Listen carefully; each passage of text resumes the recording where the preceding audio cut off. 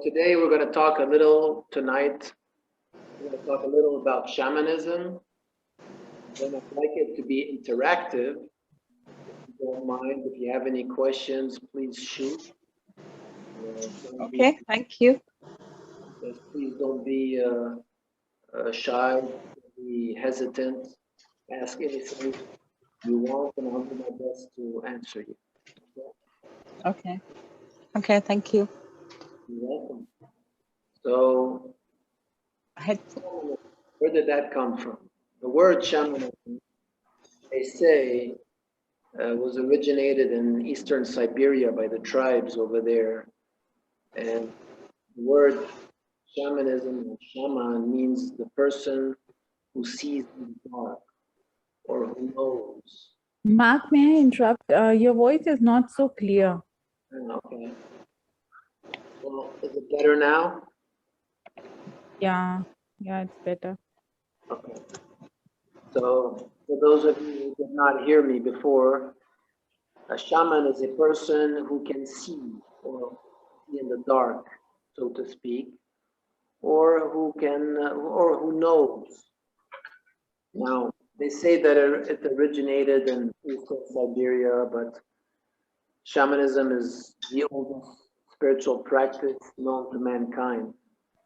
So, having said that, what does a shaman do? Well, a shaman has one foot in the spirit world and one foot in this world.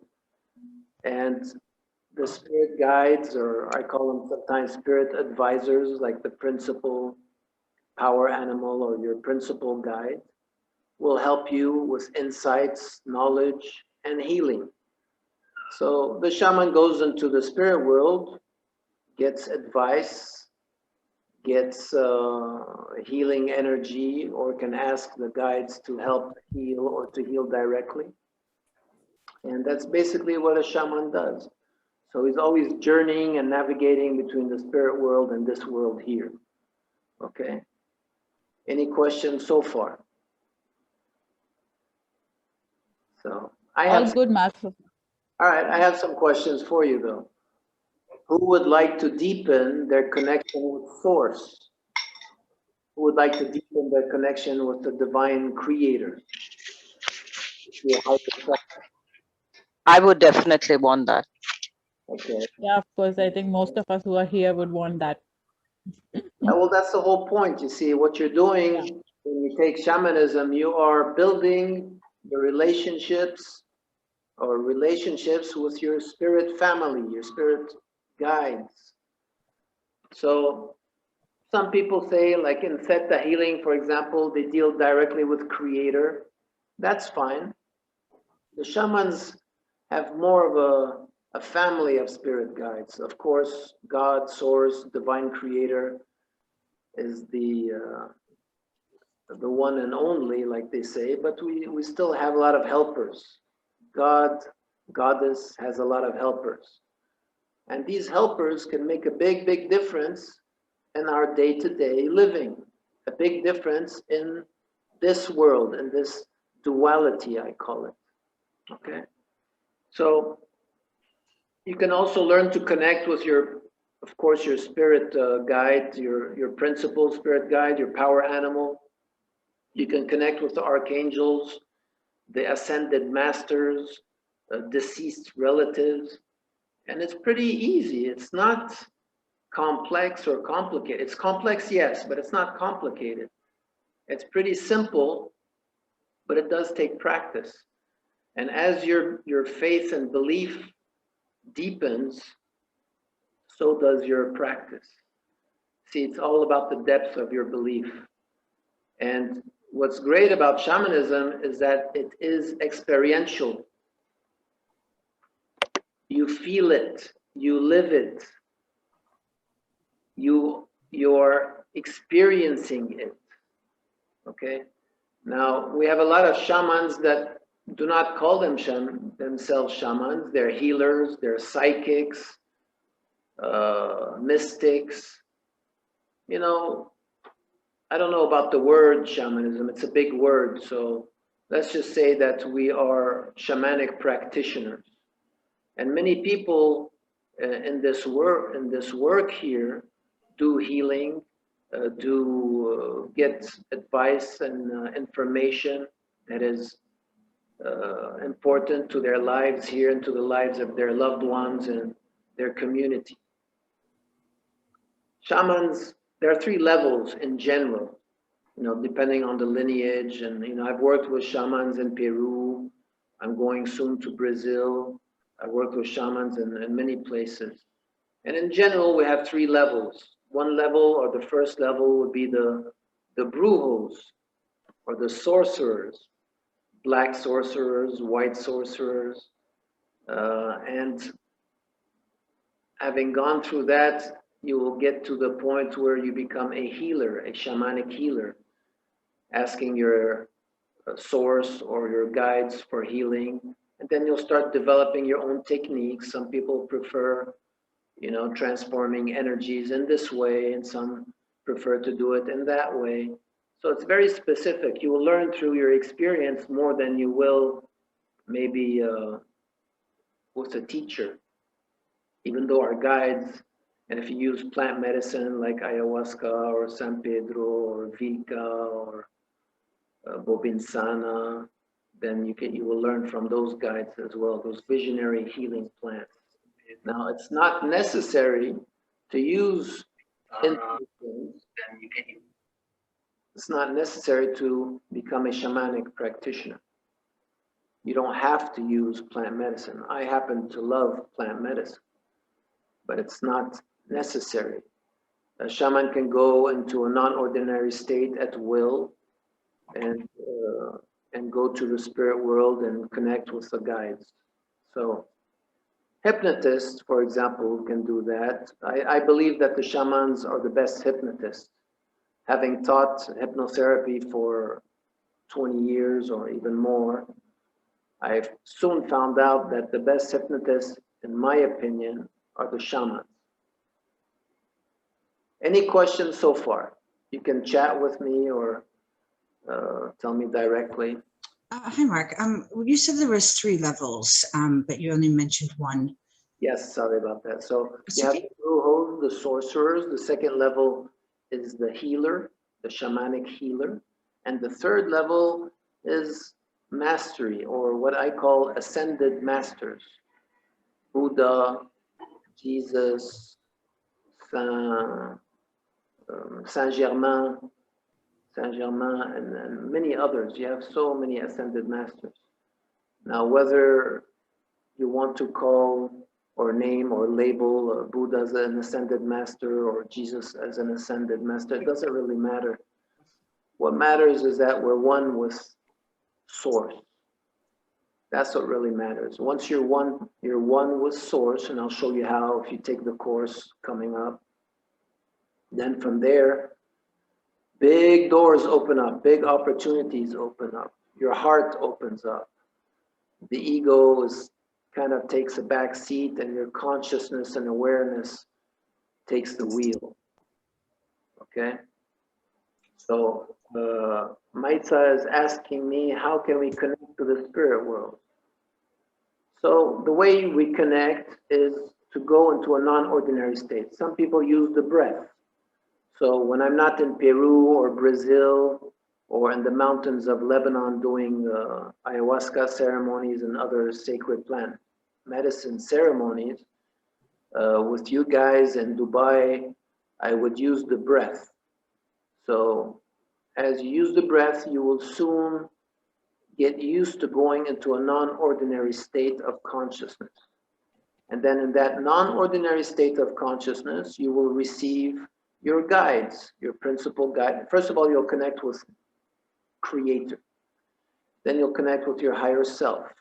And then you'll receive your principal guide, your principal power animal, and many other spirit guides, depending on what you're looking for. But it is very adventurous, and it's extremely exciting to be in the spirit world. I mean, we are barely drops in the ocean. It's huge. It's a huge domain. It's a huge practice. It's unlimited. It's it's difficult to explain even. That's why I say with my students, we're going to live transpersonal states. We're going to live experiences.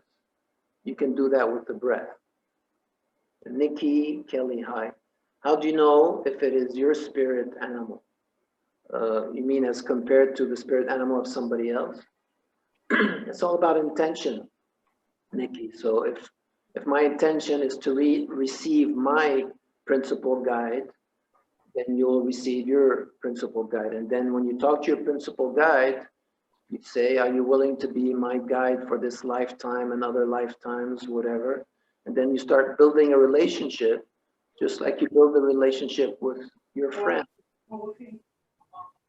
So, Maitha, because I was so close to shifting into the spirit world and I forgot how to breathe and zap right back to the mortal way. Well, it comes with practice. Yeah. Don't make it difficult. It's easy. Be playful. Have fun. Don't take it too seriously. The spirit guides have a wonderful sense of humor. At least mine do, but I'm sure that they all do. They're very conscious. They know you very well, and they want the best for you. They're very loving. So yeah, it's just Maitha. It's just a matter of practice. I don't like to say it's difficult because it's not. You know, it's just like a bodybuilder. You train, you build your muscles, and you become a bodybuilder. It's the same thing with everything. Practice, practice, practice, and more practice. So if you like it and you have fun, you'll probably practice a lot. Okay? Any questions? Would you be teaching, Mark, so would you be teaching the exact way to use the breathing technique to connect? Like, because I'm very new to it, so I was just wondering how to do that. Yeah, say that again one more time. Will I be what? No, so will you be teaching the way, like how to breathe to connect to the spirit world? Yeah, definitely. It's really easy. You have many ways of breathing as well. What we do is we breathe in a circle. It doesn't have to be abdominal breathing, but you can breathe through the nose and out the mouth faster and deeper than usual. And then we can do it in a little bit, like in a couple of minutes if you want. Sure. Yeah, maybe I was too excited. Yeah. So then you'll feel your vibrations, the vibrations which are the aliveness of your cells, the aliveness of your body, your higher self. And then from there, we'll go. So having said that, in a little bit, we'll do it if you want. You want to delineate your space. In other words, you want to clear your space. You want to protect your space. Okay.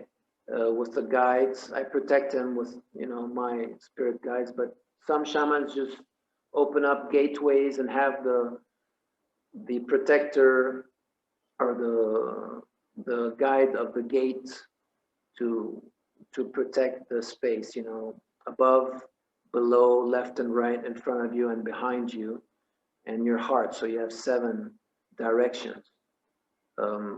I've been doing this for a long time, so I just ask my guides to protect my space, just like I did before this call. So I called in the guides. So there are many ways. Yeah, I will teach you how to do that. The thing is, it's all about belief. Once you see spirits for the first time, you're going to say, I don't know, I was hallucinating. And then with time, you're going to see the difference between hallucinating and visions. And then eventually, after a couple of psycho-spiritual deaths, you no longer have the fear of dying that you used to have. And then you kind of become cool with it. Cool, Raoul. You kind of accept this new belief in your life. And then, yeehaw, you're on your way to a lot of adventures. So, any other questions?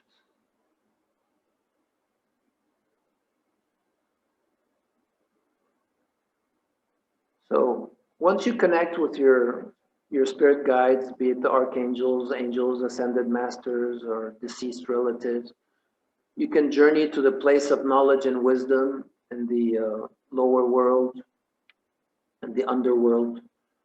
I call it, or you can journey to the upper world. You can journey to the place of planning before you incarnated in your body. You can journey to the palace of divinity. You can journey to meet the beings of light, which I've met a long time ago. So it's pretty much fascinating. It's extraordinary. It's ontologically real, and it will definitely influence your life for the positive. Nowadays, the shamans are coming from the West. You know, we need more shamans to help heal people with autoimmune diseases, because now they're rising exponentially because of the way our diets are, processed food, sugar, salt, whatnot, without, you know, counting the contaminants in the water and the air. And so we need shamans that are going to protect us from electromagnetic waves. We're going to show us the direction to new thinking. We need shamans that can help heal Mother Earth, of the waters, the air. We need shamans that can heal certain types of cancers. We need shamans to give us information on how to navigate this new world. You know, obviously we're in, you know, a new world here. There's a big transformation happening. We need shamans to help us understand what's going on with the COVID-19, with the vaccines. We need shamans to help us understand why so few hold so much money, most of the wealth. You know, I'm not going to go into big, you know, theories about who's controlling the world, but I think it's pretty obvious.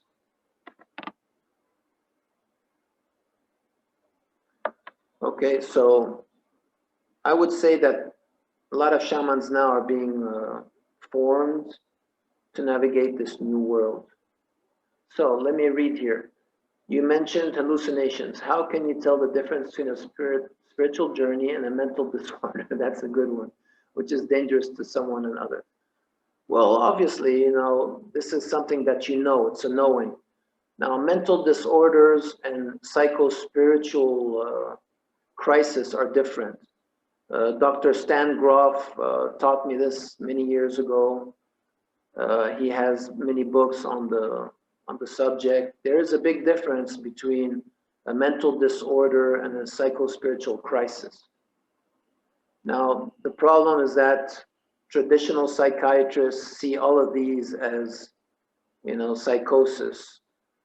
I'm not saying that you cannot go into a temporary psychosis, which will probably do you some good. But what I am saying is a tumor, for example, in the brain, you know, that's definitely a mental disorder. But if you have a death and rebirth psycho-spiritual crisis, you know, that's kind of normal for people in our work who do this work. Okay, so there are guidelines in the psychiatric book. I think it's number 5, DMS. I don't know, DMS. I don't know what they call it exactly. They talk about psycho-spiritual crisis and mental disorders. But so far, the traditional psychiatrists consider these disorders. You have people walking down the street who can have a psycho-spiritual crisis.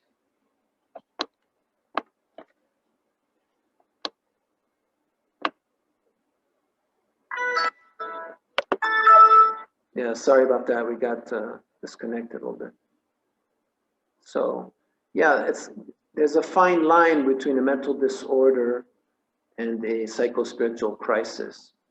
But for example, paranoia usually is a mental disorder.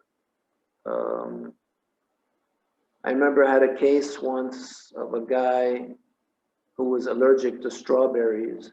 And then when he went into a non-ordinary state, he'd have another personality, and that personality was not allergic to strawberries.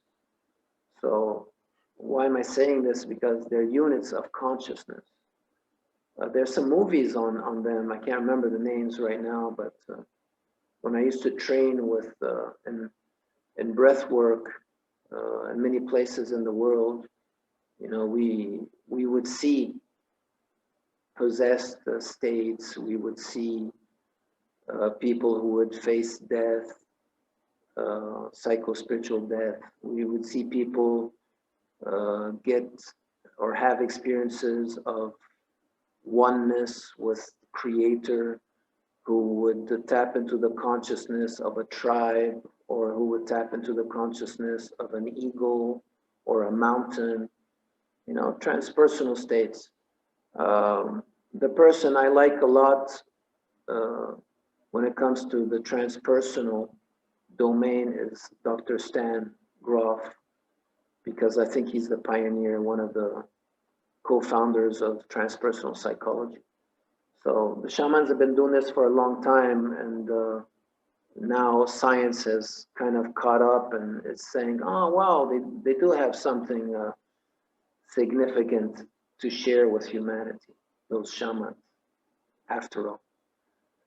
All right, so how do you spell Dr. Stan Grof? So Grof, just like you did, but Grof is G-R-O-F-F. Grof, one F, G-R-O-F, Dr. Stanislav Grof. All right, he's one of my teachers. I've had many. Any other questions?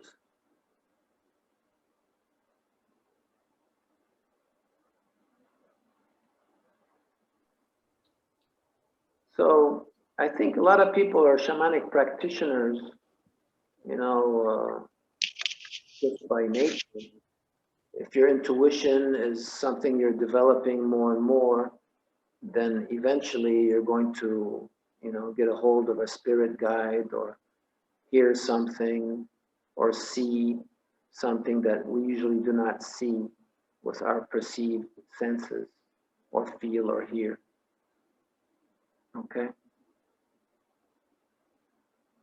So these are the basics of shamanism.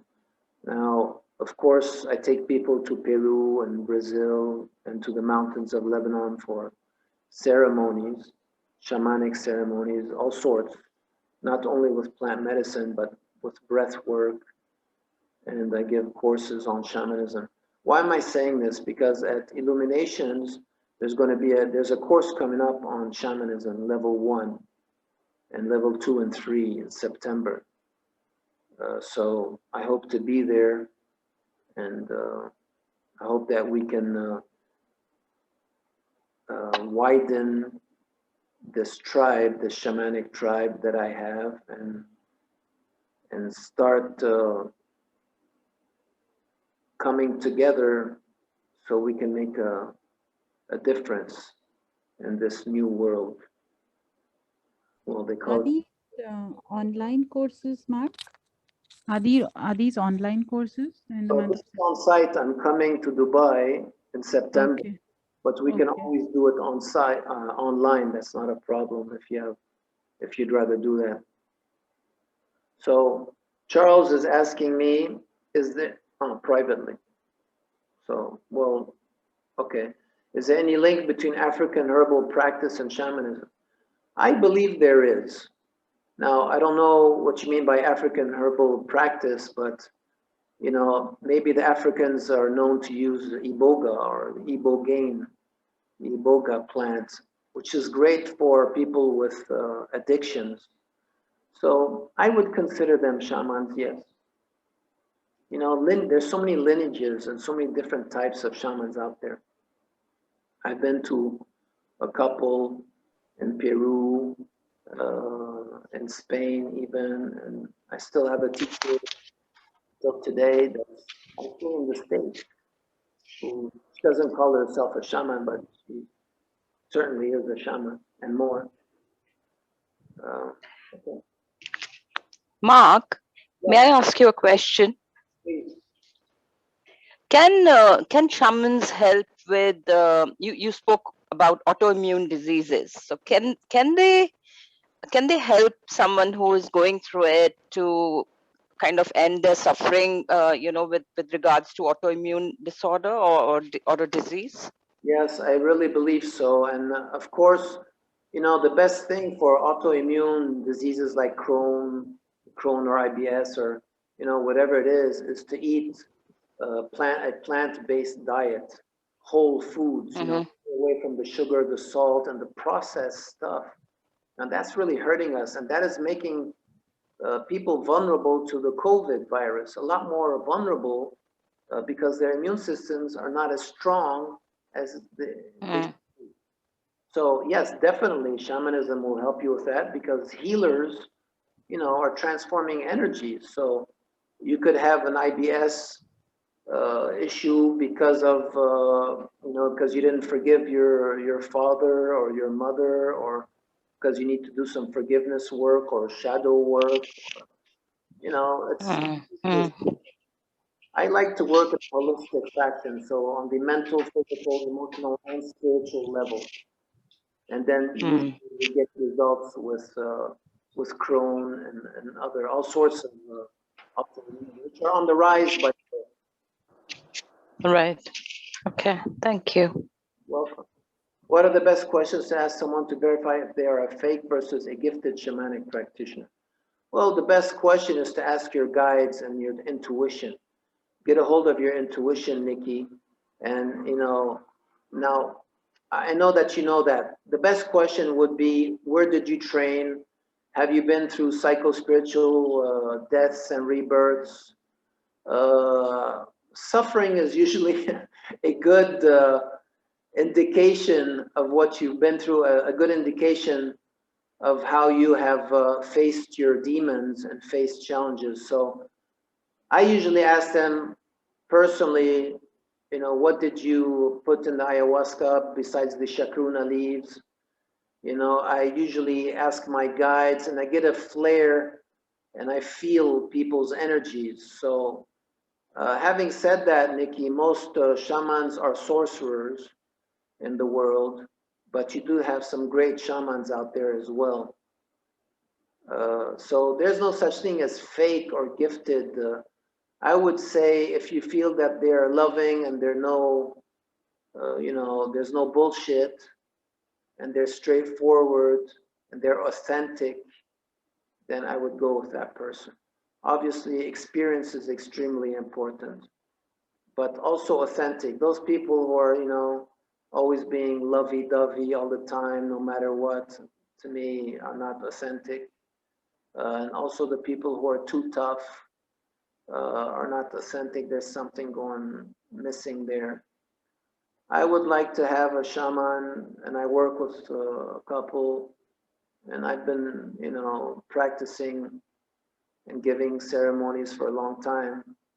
I would like a shaman to have a maternal and paternal type of energy when needed. So, you know, just rely on your intuition, Nikki. Number one question would be, how long have you been doing this? What have you been through? What psycho-spiritual crisis have you been through? So let me see, Kimo, will shamanism help to grow spiritual power? Since you mentioned Buddha, that means will it help to get enlightened? Definitely, yes, of course. What is your take on hereditary diseases, and do shamanism is the ultimate solution to that? Now, hereditary. What is hereditary? What's not hereditary? I'll tell you this. In the family constellation healing, shamans will go to your fathers and forefathers and see what type of curse you might have in your family, or to see what type of link there is when it comes to the weakest link of the chain. Is it a mental, physical, emotional, let's say the heart disease? I do not believe too much in genetic diseases, Charles. I believe more that we are in control of 70 to 80% of all diseases. But the shaman will go into, you know, past lives, or will go into the family tree and heal that. Okay. So Can this help to eradicate chronic diseases such as diabetes, blood pressure? So is this Irfan? Irfan, I used to have blood pressure, and I did heal it through shamanism, but I also did heal it with food like garlic and beets, and, you know, what do you call those, sesame seeds? And I changed my diet, so my blood pressure has gone down. And of course, I don't stress as fast as I used to. And you know, sometimes you have to say, well, I can't cuss here on the video, but you say, what the hell, right? You know, death is nothing. It's just a temporary transition. So be happy with what you have now, and with time, you'll get rid of all your fears of dying or fears of suffering, and that will surely lower your blood pressure. It did mine. Maitha, do shamans help in easing generational trauma? Yes, definitely, because once you become enlightened or more conscious, it affects the whole family tree and everybody else around you. Yeah, good question. You know, now we're in the middle of a transition here, so I'd like to see more people come into shamanism. You know, it's now, this is it. We're smack dab in the middle of this duality and transition. So any other questions you might like to ask? Anything whatsoever, doesn't matter, except my age.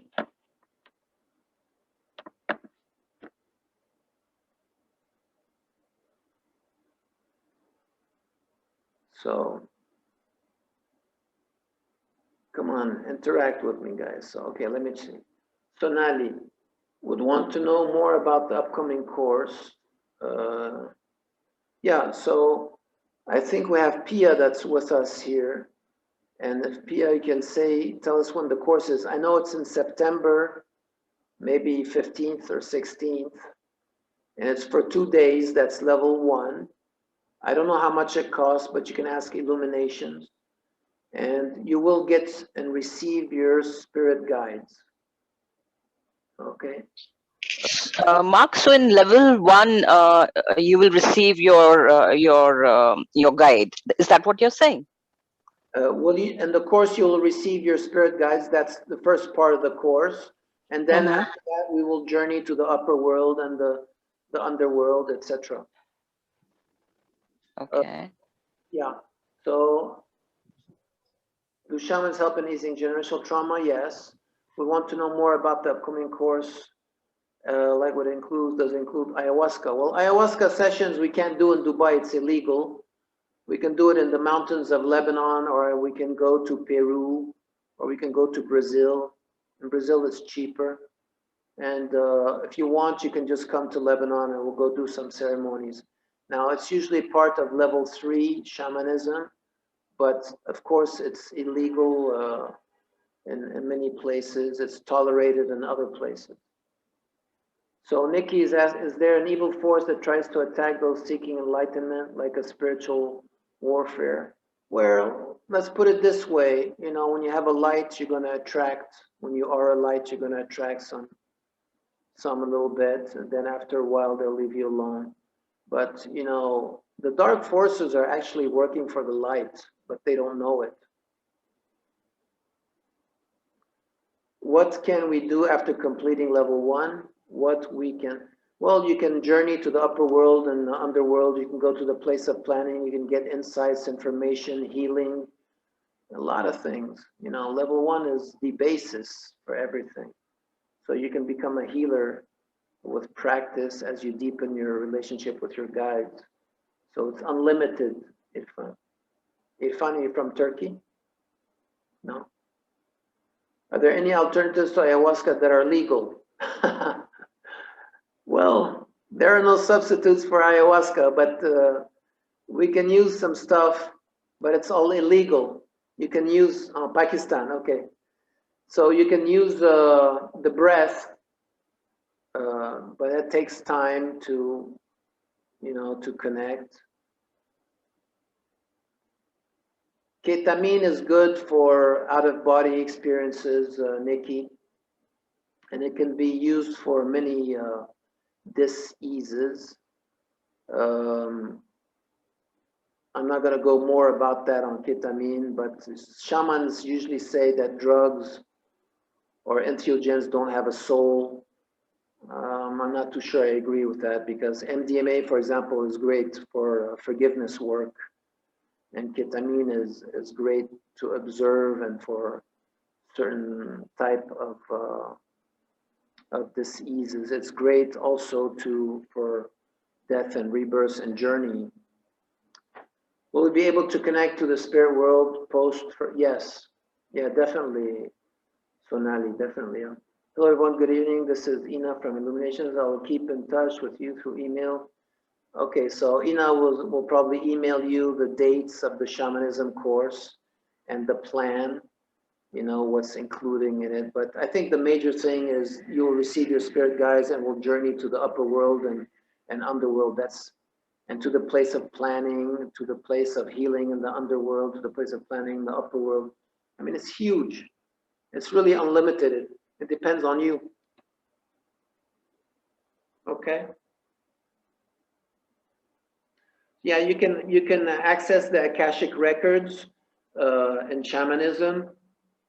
You can ask your guide to take you there, your principal guide, and you can go there by yourself, and you can have your guides surround you as you go there to the Akashic records. And then you can go and relive some past lives as well. Maitha El-Shamsi, where are you from? Are you Lebanese or? I'm from the UAE. Oh, hi, nice to meet you. Yeah, so I'm glad that you're interested in this. I think more people in our Middle Eastern world here should go into this. I'm encouraging everybody to go into this. I feel like my spirit guides are my ancestors, because I've done a tarot reading with a tarot reader and they were surrounding her. Yeah. And she was like, they're your ancestors, and they have a very overprotective energy of you. Well, overprotective, I don't know. I wouldn't think overprotective, but protective probably. Another thing is they're not your only guides. Your ancestors can be your guides, and then you have other guides as well.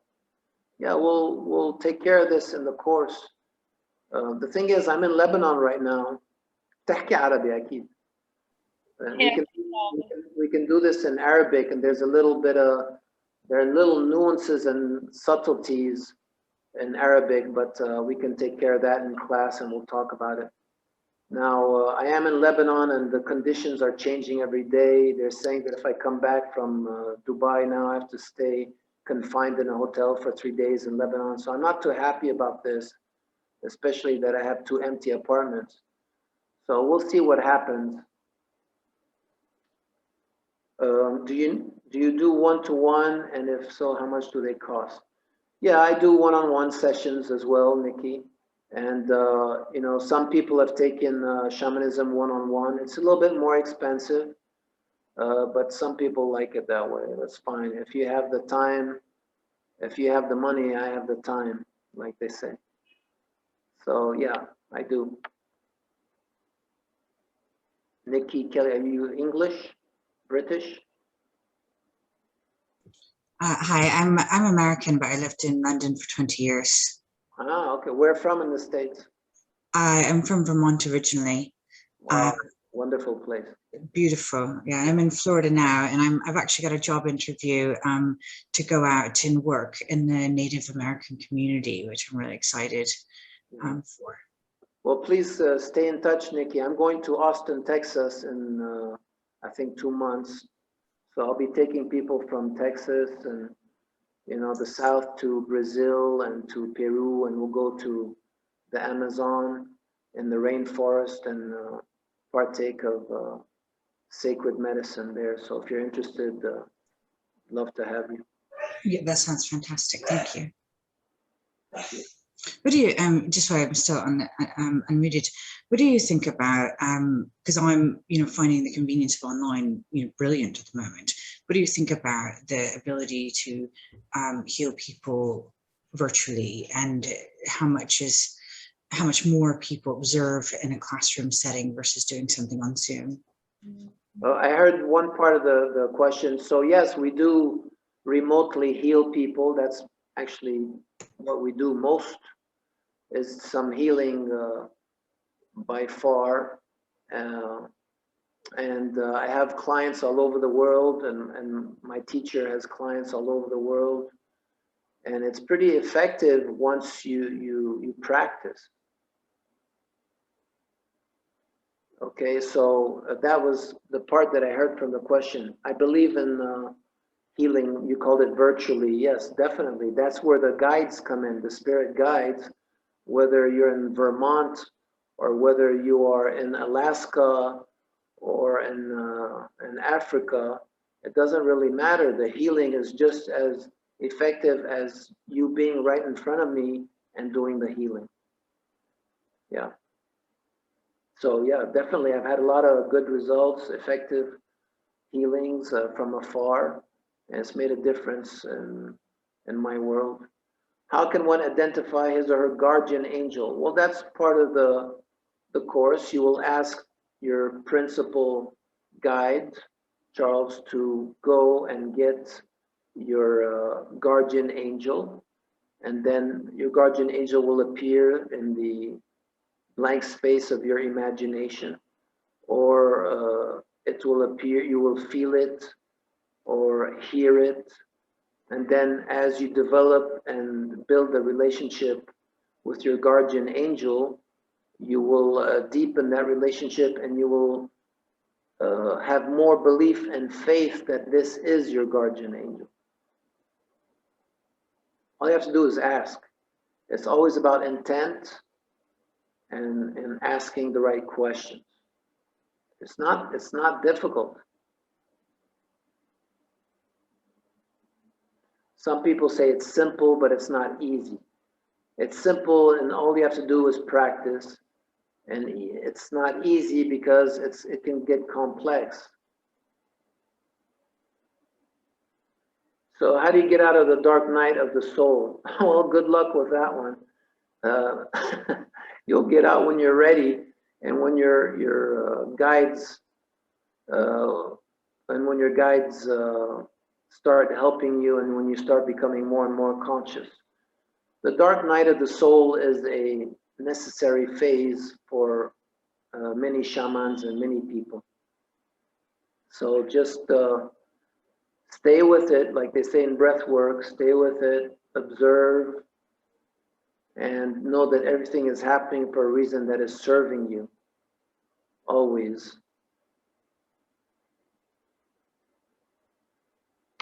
Okay? So, everybody does it differently. It's very personal, and there's no one tool that works for everybody. It's a matter of experience. It's a matter of faith. I tell my students, face it until you make it. Not fake it, but face it until you make it.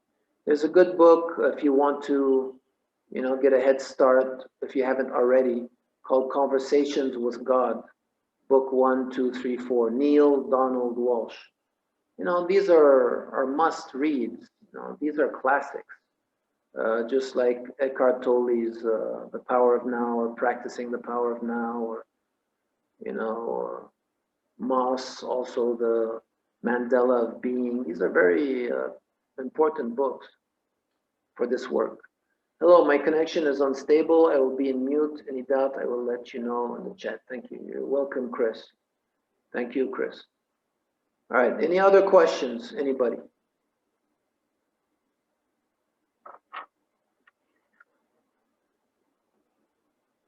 So if you want to get a taster, go ahead and just close your eyes and breathe 10 times deeply. And then you'll feel the vibrations in your hands, your face, your feet. And let's do that, then we'll go from there. So just close your eyes and breathe deeply and rapidly.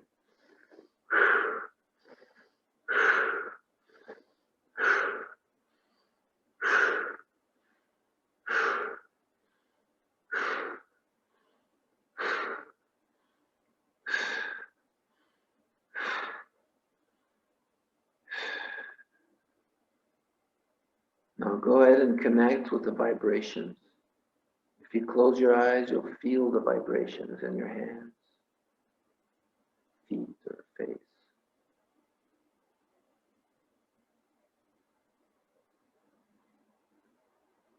Now, these vibrations are the aliveness of your cells. It's what gives your body life. It's your spirit. And I'd like you to expand that just with your intention to expand this light, these vibrations, from inside towards the outside into the room.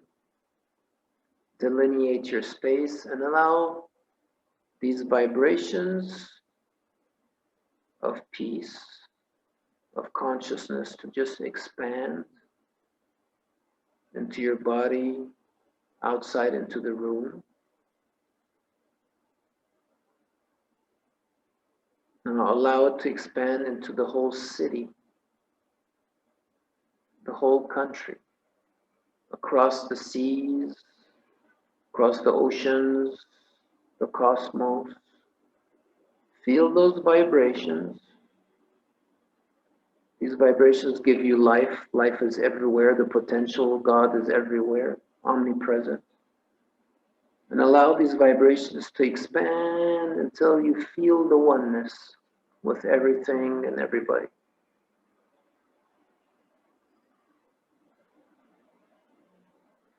Now in your room, your psychic room, I want you, as you're feeling the vibrations, imagine there's a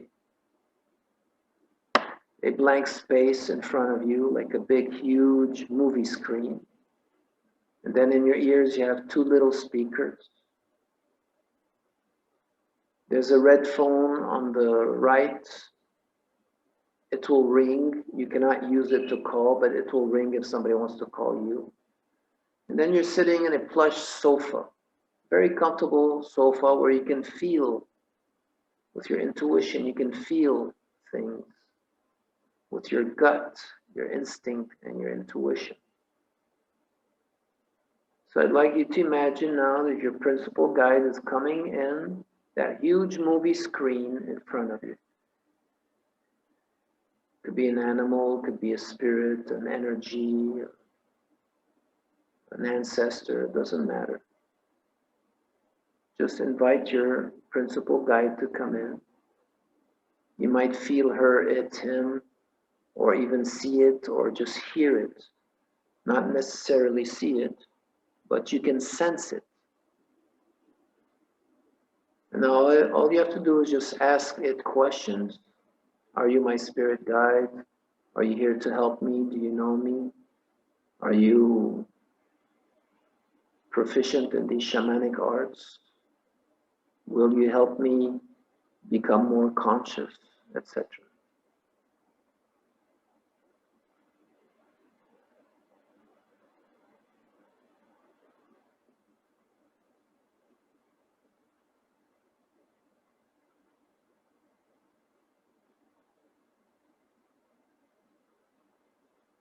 Now go ahead and make sure that you have a connection with your principal guide. And just invite him, it, to be with you whenever you call on it, on her, on him. So tell me, who has connected with their principal guide? This was a very easy way to do it. There are other ways. Just be patient if you have not. And let me know if you have connected with something, if you had a feeling, an insight, a visual, whatever. Anybody?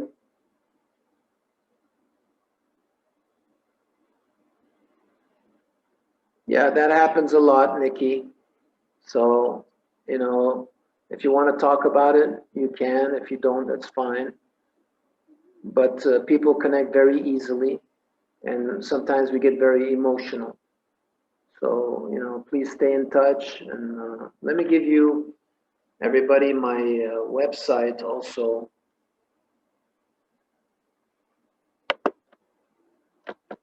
I hope that everybody can see this here. So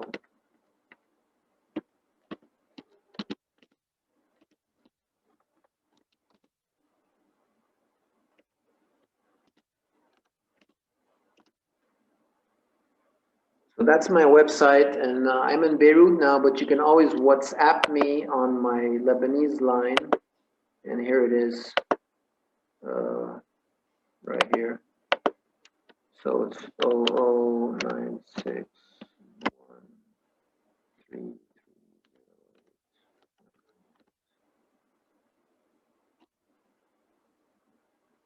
So I have many people that WhatsApp me throughout the world. Just give me a little time to respond. But don't hesitate to ask me anything you want about where I'm giving ayahuasca ceremonies and other plant medicine ceremonies and this and that. And then we'll stay in touch that way. Sonia, how do you know if you connected with your spirit guide? Is it an obvious thing or can it be something subtle? Well, it can be either one. It could be subtle and it could be obvious, but it's usually about a feeling and a knowing. So yes, it can be very subtle, by the way, and it can be very obvious. So it doesn't really matter if it's subtle or obvious. What matters is that you feel as if it's a knowing. Don't have doubts. Your ego will always come in because your ego wants to mess up this cosmic play, and the ego feeds on fear, anger, guilt, usually. So you want to get out of the mind and stay in the heart. So like they say, if you want to connect, you have to be out of your mind, literally. Yeah, well, that's because Mesa, you have to face your demons, and you can ask your spirit guide and the being of light to help you with the black cobra. Okay. Mark, can you repeat your number, please? I didn't make a note of that. Yeah, so it's 00961. I put it on the chat, but I guess it didn't show. Hold on. 009. So you can just scroll up on the chat. So it's still there. You just have to use the scroll bar to scroll up. Yeah. Okay, thank you. Yeah. So what does it mean when I see sparks of light? Well, I don't know what it means to you. It might be different to me. Running in the room. Okay, well, I hope you're not passing out. I can't really know what it means, but you have to answer this question for yourself. You see, in class, what I will do is I'll help you get your own way of interpreting things. Get out of the mind, get out of the logic and the rationale, get out of the Cartesian paradigm, and just feel and sense. You'll get there, it's just a matter of practice. So I cannot answer your question because it's very personal. Okay, Saliha? Okay. Anybody else? Mark, I just thought I would share because I'm on this 40-day journey where I'm just all day long on Zoom calls learning. And because I've been trying to connect, and I cried, I think, because I feel so alone that I'm doing this all on my own. Yeah. And over the last couple of days, I've done quite a few meditations with different people. And what I think has been interesting is the building. So on one meditation, I saw one light coming towards me, then another several lights. And then what I think that sometimes we are trying to force this animal to appear on the screen, or we're trying to force this, image, where in my mind, all of a sudden, I just pulled out from my subconscious other meditations, like what signs have come through. So I think, I don't know if you want to comment on that, or how to get out of our mind. Is that what you mean by that? Or well, the first things first, you don't want to force and push the river. You will find out that with ease and the feminine strength, I call it feminine strength, ayahuasca is the feminine power, you will get a lot more done. So good for you ladies out there. Yeah, getting out of the mind is just basically feeling your senses in your body, your breath, or the vibrations. In my course, I will help you to focus on the vibrations so you can be present, capital P. Now, Eckhart Tolle is really known for this. the power of now. I think it's Moss. I can't remember his first name, Joseph Moss, or I love this guy's books. The Mandela Being. I really encourage you to buy it. So yeah, getting out of the mind is basically centering, grounding to Mother Earth, and feeling, you know, your body's in your spirit. It's not your spirit that's in your body, but you want to feel the aliveness inside of your body. Okay, the way I do that is, again, I get people to focus and connect with their vibrations. So yeah, don't push the river. You know, everything is the way it's supposed to. And once you let go, that's when you get results. Let go, let God guide you. I don't know if I answered you, Nikki, well enough, but if you want to follow up with another question, that's fine. Yeah, so Charles, dreams are extremely important because that's how your subconscious re-engineers itself and how you heal. Sometimes at night, also you can get insights. Now, your subconscious mind, for a lot of hypnotists, I used to teach hypnotherapy, I still do. You know, your subconscious mind is your soul. So your soul is giving you a message, Charles. Nikki, my chakra crown is blocked. Do you have any tips? Yeah, well, how do you know it's blocked, Nikki? Do you feel it's blocked? I know it's blocked because for a year since I've had I guess, I don't know if it's the dark night of the soul, whatever it is, but the intense trauma that causes such a shift. It's felt like it's had a bag of sand in it, and especially in the third eye, it gets so tense, and it feels like clamps in the back of my head, and it's been going on for a full year. Wow. So all you have to do is just bring in the divine light from the source, have the divine light just go straight into your crown chakra and fill your whole body.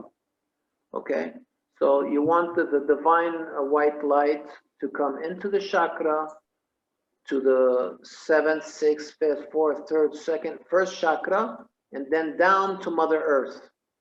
So it's coming into your crown chakra, down your 1st chakra, down to Mother Earth, and then from Mother Earth, you can also bring the light, bring it up to 1st chakra, 2nd chakra, all the way through the 7th chakra, and have it go through from Mother Earth to Father Sky, or to Source, or from Source down to Mother Earth. Just keep doing that, and it'll kind of cleanse your chakras. Another thing you can do is just imagine a big rose and just, you know, plug in that rose into your crown chakra and twist it, you know, anti-clockwise, you know, to cleanse it, and then just dust it off, or you can just, you know, activate the chakra with, you know, there's so many ways.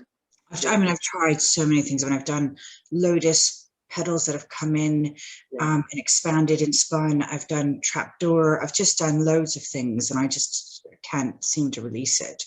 Okay, well, you can ask your guides. If you have your guides, you can ask them to unlock it, or you can just ask me and I can clear it for you if you want, whenever you want. That's fine. Okay, thank you. You're welcome. All right, guys, so time is up, and I had fun like usual. As you can see, I'm very passionate about this world of shamanism. So I hope to see you soon, and take care, good night, and God bless. Bye, everybody. Thank you. Yeah, let me answer this. So, do you have any tips for people who are sensitive to other people's energies? Yeah, protect your energy, Maitha. Protect it, put yourself in a bubble of light, protect it. Thank you, guys. Take care now. Ciao. Bye-bye.